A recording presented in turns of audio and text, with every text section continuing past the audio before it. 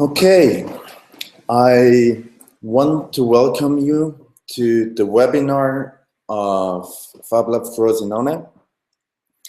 My name is Mortiz Begle. I'm from Extrudr, which is a small spin-off company from Austria. I'm one of the founders there.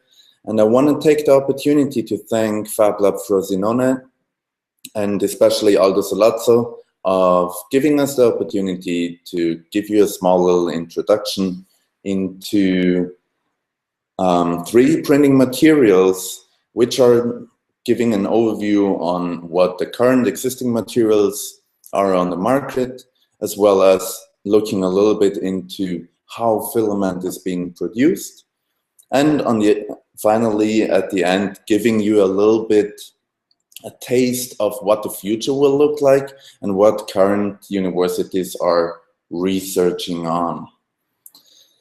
So, coming to 3D printing materials, there are so many different 3D printing materials available on the market that we kind of narrowed it down to the most important ones and the ones that are currently being used in the most way.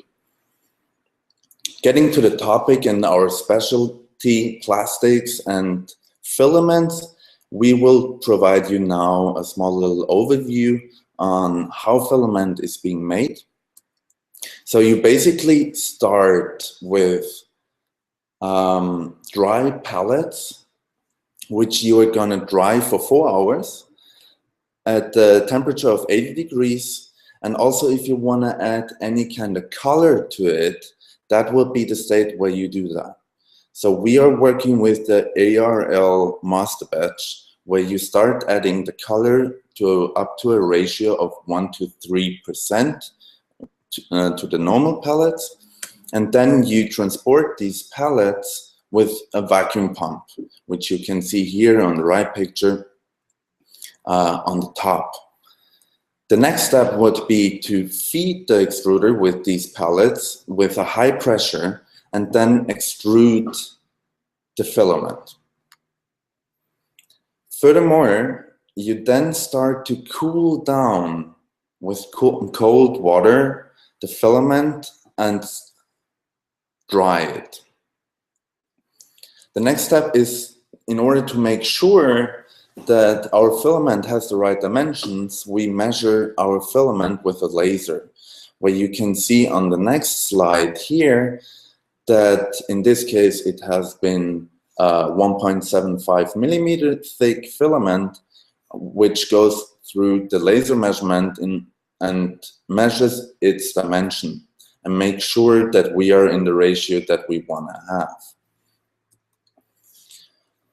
After controlling the quality and the dimensions of the filament, we pull the filament and put it on our spool. And the last step, obviously, everyone who already has bought some filaments will receive the spool of filament in a vacuum bag, because filaments don't really like humidity. So you want to make sure that the filament stays as dry as possible. So having said that, on this picture you can see our first prototype. That's the way how we started. It's basically a little bit bigger than a garage and a production lane of around 15-20 meters, where you can see on the left hand side the extruder, and on the top with the white small little blanket, the pellets where they have been feeded in. And in the center part you can see the water where it is being cooled down, afterwards being pulled back to the spool where the filament is getting spooled. So having said that, and after we gave you now a small little introduction on how filaments are being produced, I'm quickly going to explain you how the whole system of a MakerBot or a Ultimaker, so-called FDM printers, are working. So in this picture you can see basically 2 extrusion head, which means there are 2 extruders on this diagram. So you basically have on the left-hand side the build material, which is the filament that is being fed into the extruder. And the stepper motors, or so-called in this diagram, the drive wheels, make sure that the filament is constantly being put into the liquefier and being heated up to, according to your, well, depending on your filament, let's say, for example, it's ABS, you would heat it up to 230 degrees and extrude it through that nozzle. The benefit of having two extruders is, for example, you can use two different materials, you can use two different colors, or you can use a support material which supports your cantilever structures, which you afterwards easily can get rid of. And after you have been printing one layer, the build platform will move a small little step, mostly in the range between 0.1 and 0.3 millimeters, a step down, and start then all over again. And that's how the model is being slowly printed. Coming to ABS, what is ABS? ABS is derived from acrylonitrile, butadiene, and styrene. That means basically it's a mixture between synthetic monomers, petroleum, carbon, and styrene monomers, which is not the most environmental friendly product, but it has its added values compared to PLA, which is, for example, 100% recyclable and environmental friendly. For example, it's much stronger. It's mostly being used for mechanical parts and watertight. So our ABS, which we developed, we kind of give you now some fact numbers. So you preheat the ABS at the temperature between 215 and 230 degrees. You need to heat your bed of the 3D printer up to 110 degrees, which is mostly common.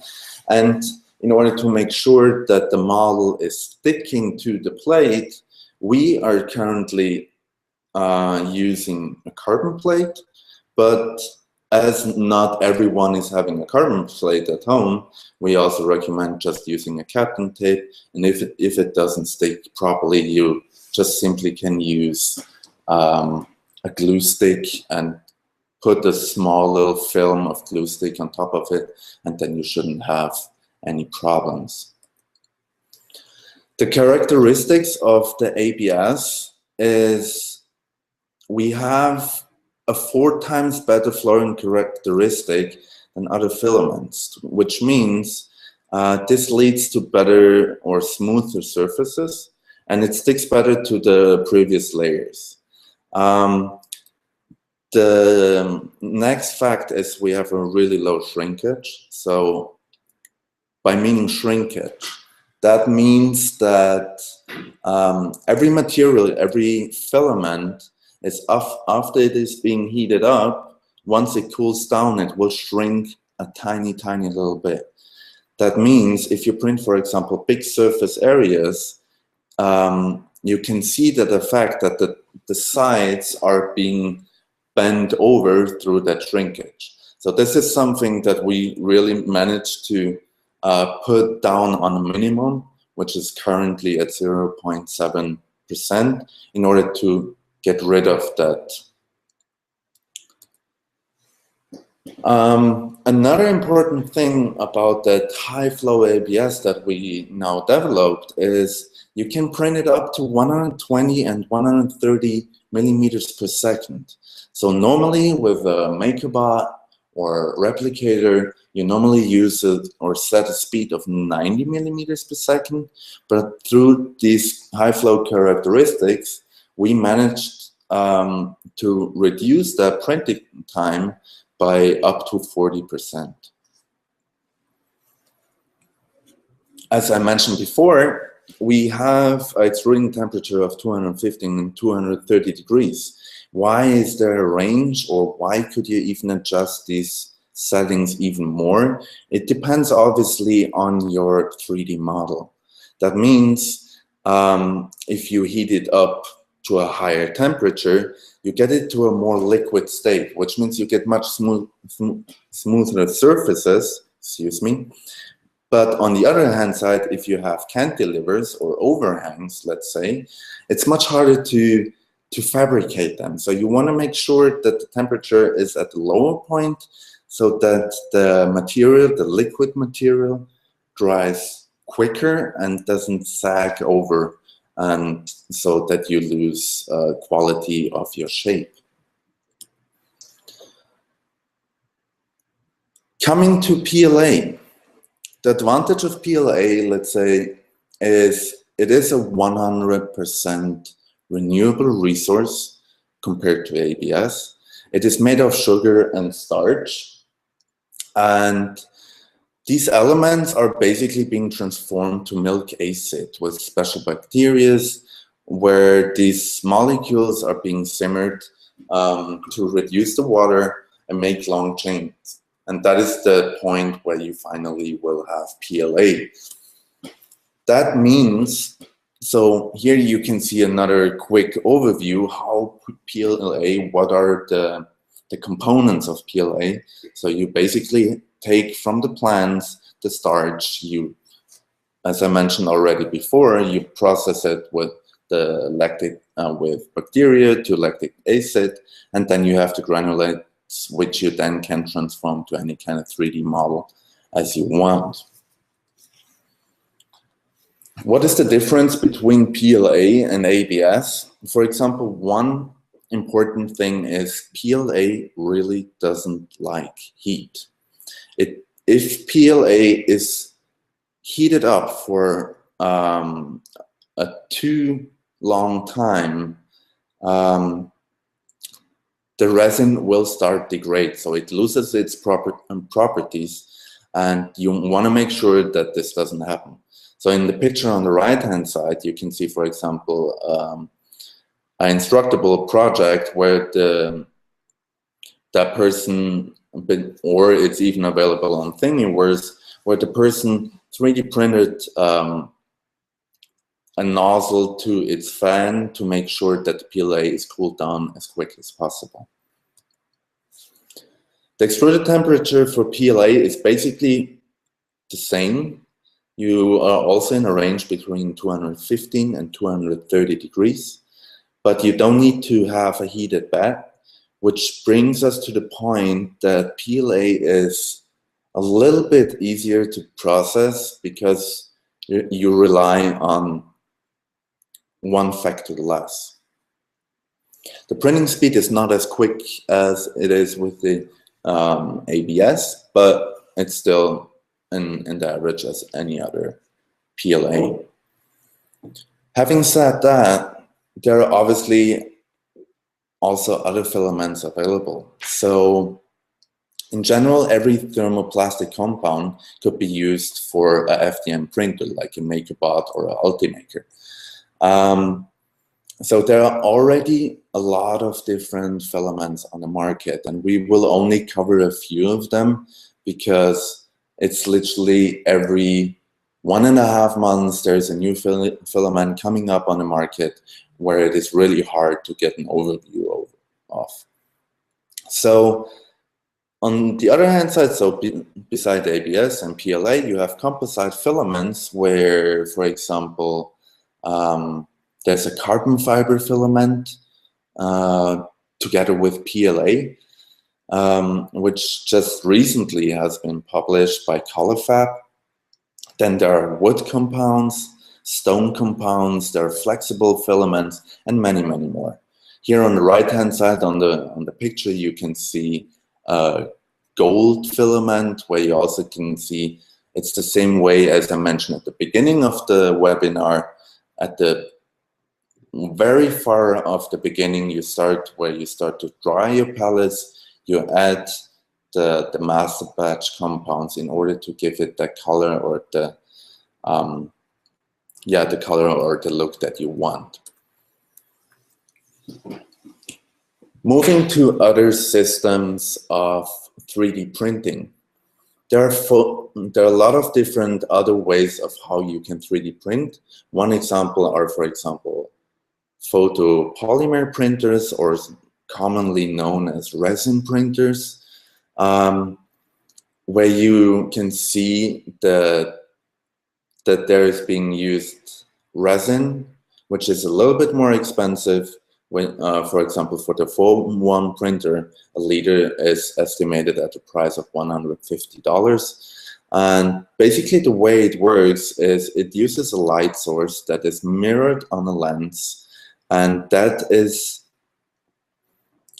stiffening with ultraviolet light the resin where it should. And then the stage basically is moving layer by layer further up, and the mirror and the ultraviolet light are stiffening the material at the position.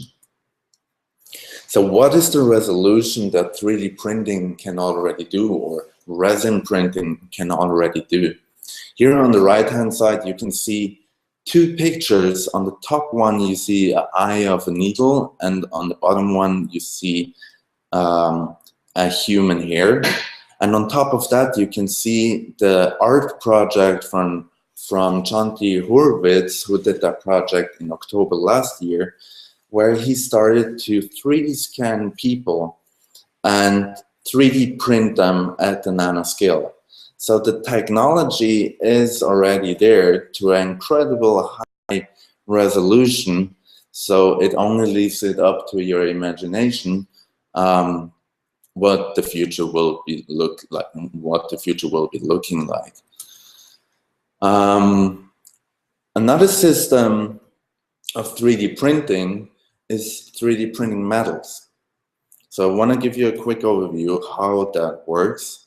The most popular way of 3D printing metal is laser sintering, where you can see that, let me go one slide back.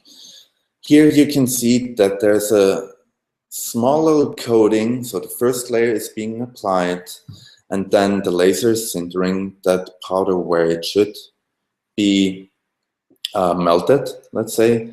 So the platform afterwards moves a step down, puts another layer of material on, and starts melting again. So there are two different factors that you have to divide. There are reactive 3D printing materials, or 3D printing metals, and there are non-reactive metals.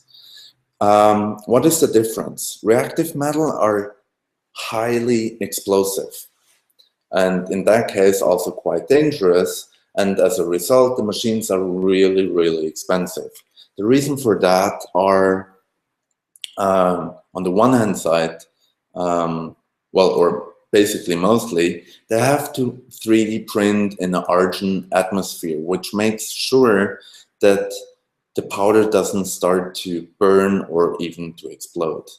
The non-reactive 3D printers are quite much more cheaper because they don't need an argon atmosphere, which means they're 3D printing in a nitrogen atmosphere, which is far cheaper.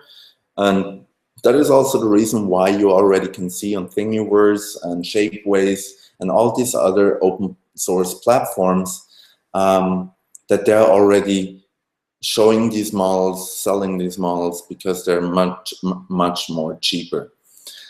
If I talk about the price, Titan aluminum printers are starting at the price of, I would say, really professional 3D printers at the price of 800,000 up to 1 million, and the other ones, gold, silver, and steel, are much, much cheaper. So also talking about the costs, as I mentioned before, it's really expensive. So a cubic centimeters of printing metal can start at $50. It's a really slow 3D printing method at the moment, but I'm quite sure it will be developed much further. And currently it's quite critical for overhangs as it needs supports which are quite difficult to remove, right? Going a step further, ceramics. Ceramics is, a lot of fab labs around the world already have ceramic 3D printers. It's a quite similar process as the laser sintering. It also, you see here, two pistons. One is the feeding one, the other one is the building one. So you move, the levering roller moves the material to the build piston, and the inkjet is printing or providing the glue or the chemical that is binding the powder together. This gives you also the possibility, as it is an inkjet, you can color and 3D print in any kind of color that you can imagine. The problem with ceramics 3D printing is that you need a post-process, which means you need to seal it in order to make it as strong as other 3D printing systems, and to ensure durability. It is basically the same process as you would do by creating normal ceramics, which means you put it in the oven, you put the glazier on, heat it up, and then it turns into, for example, a coffee cup or a bowl or egg cups, or that is at the moment the application being used. Going a step further, looking a little bit more into future systems, but already being applied, I'm talking about biocompatible materials. What does that mean? We're talking about 3D printing cells, living cells. We're talking about 3D printing tissue and organs. There are already livers being 3D printed, ears. So how does that system work? So basically, scientists start to grow human cells, and then they feed these cells into a special 3D printer who is arranging these cells the way you can find them in the human body. And once the cells have been 3D printed in the right arrangement, they start to connect to each other and fuse and start to create a collective system. So here on the right-hand side, you can see, for example, a functioning ear. Also talking about cells, food printing is really coming up on the market. There is one of the first commercially available food printers being presented at the CES 2015. That doesn't mean it's something new, because there have been a lot of people already 3D printing with food, but that just shows that the industry really is getting interested on that field and pushing also that research in order to develop 3D printers for professional kitchens and make,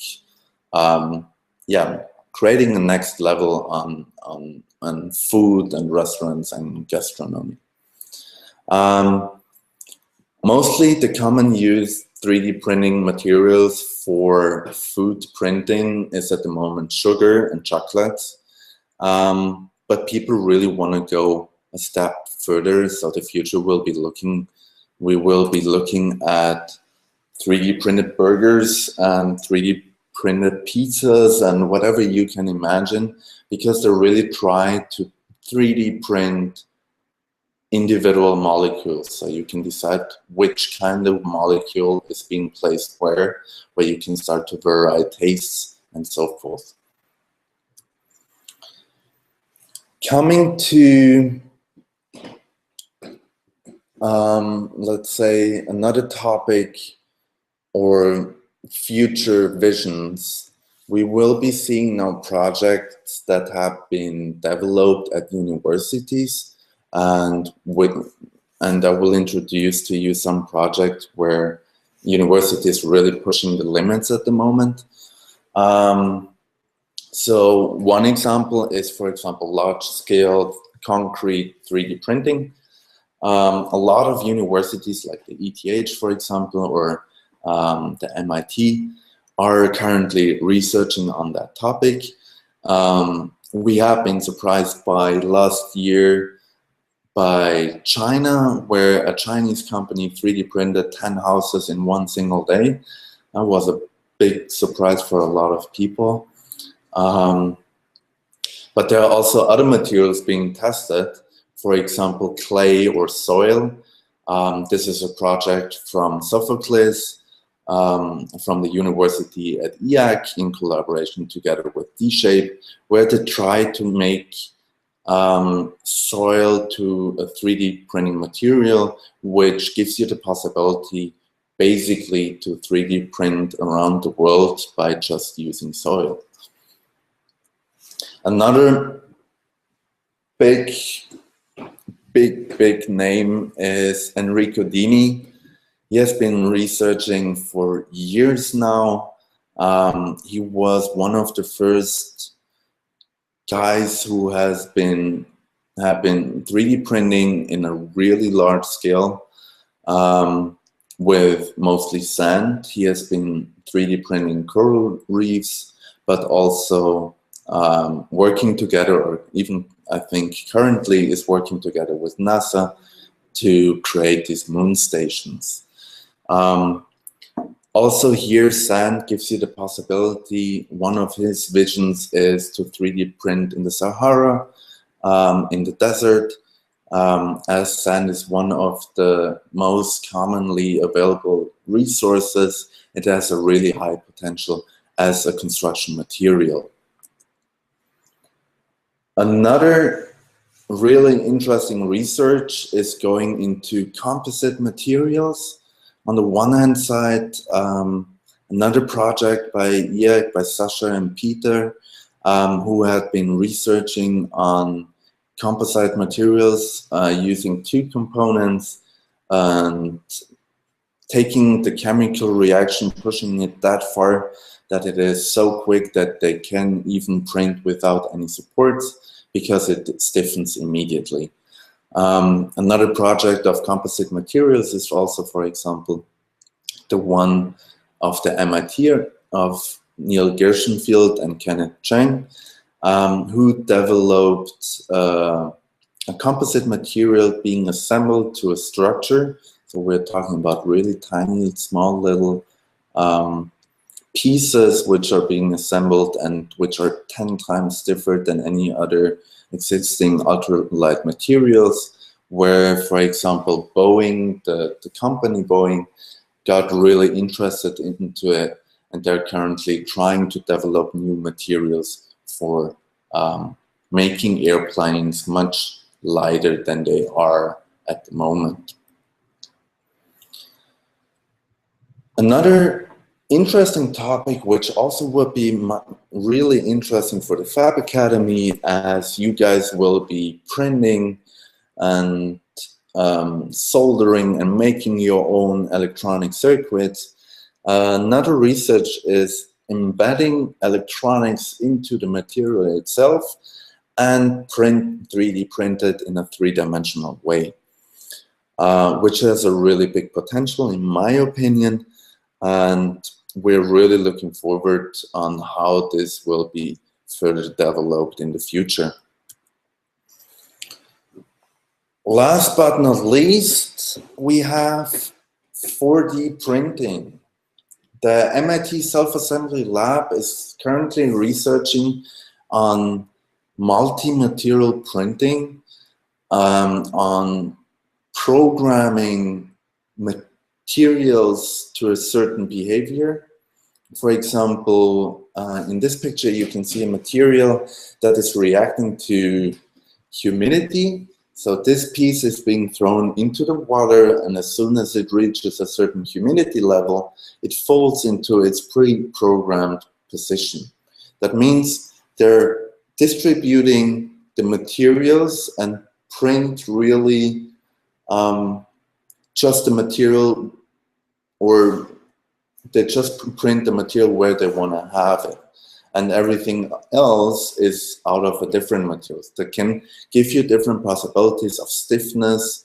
For example, you can start creating walls which are really stiff on the outside but really soft on the inside. This has a lot of different possibilities, and as I mentioned before, it's still on research, but we're really looking forward to see more and more prototypes being developed. Coming to the end of our webinar, currently, I want to mention our smaller competition, especially as the Fab Academy now introduced the 3D printing competition. We are looking for your best designs and would give you for that 12 spools of filament. So it's really simple. Just post it on Twitter, hashtag it with Extrudr, and with a little bit of luck, you are gonna get 12 spools, which are worth of 300 euros in any kind of color that you wanna have. So I want to thank you again for giving us the opportunity to give you the small little introduction into 3D printing materials. Feel free to contact us if you have any other questions. And I wish you all the best for the Fab Academy 2015. Thank you very much.